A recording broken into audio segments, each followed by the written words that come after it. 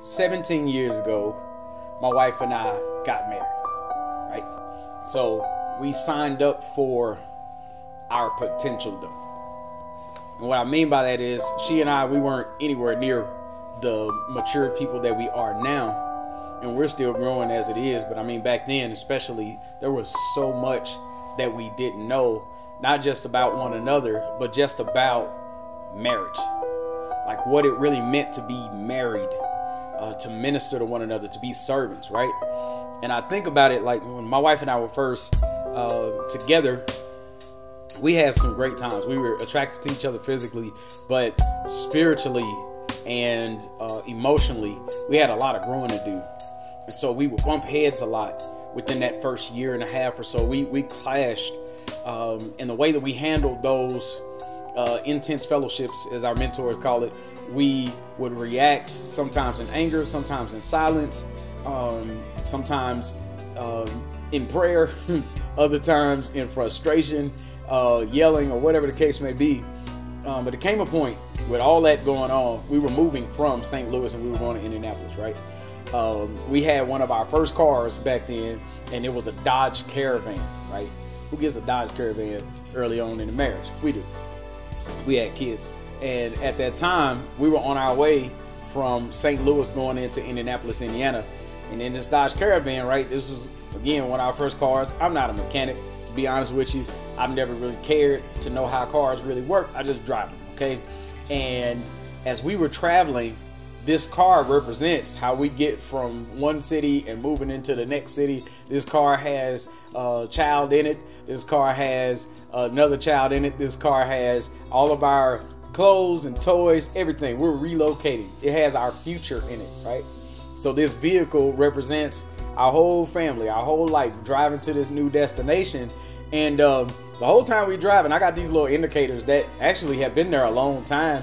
You know, little yellow light here, a red light there on the dashboard, and I just kind of ignored them. We just kind of kept driving through them, you know, just ready to try to push forward and keep going, ignoring all the signals that were on the dash, these warning signs that there was a bigger problem going on with destination Reed to Indianapolis, Indiana. So as we were on our way, the thing just dies on us. I mean, it smokes up, starts clicking, power goes out, we roll to the side of the road. We're 150 miles out from our destiny, and we're stuck on the side of the road. Come to find out, the engine locks up and it is dead because I did not bring the proper maintenance to the underlying issues that were going on at the core of the engine.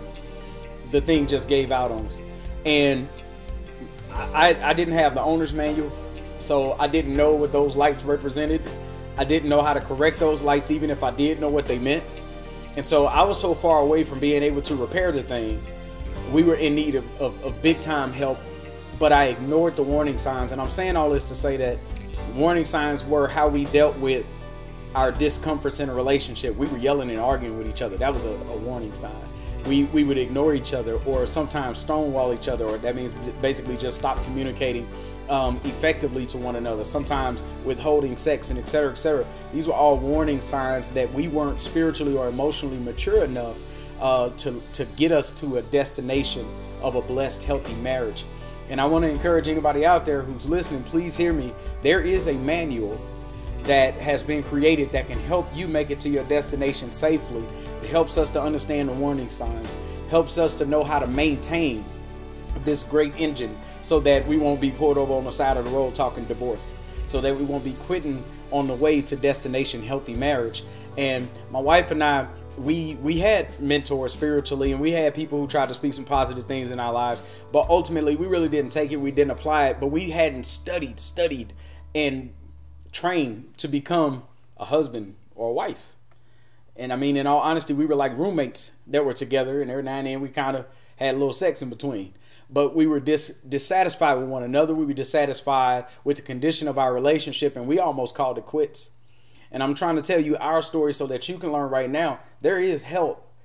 And there is a way that it can be repaired and healed.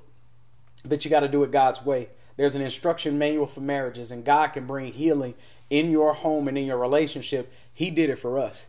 The good news is there was a tow truck dragged us into the city, so we still made it where we were trying to go. Our kids, our future, our family, our dreams. And now we're accomplishing those dreams. And I want to tell you, there's hope for you in your relationship. If you're struggling right now, please hear me. God's word has the answer.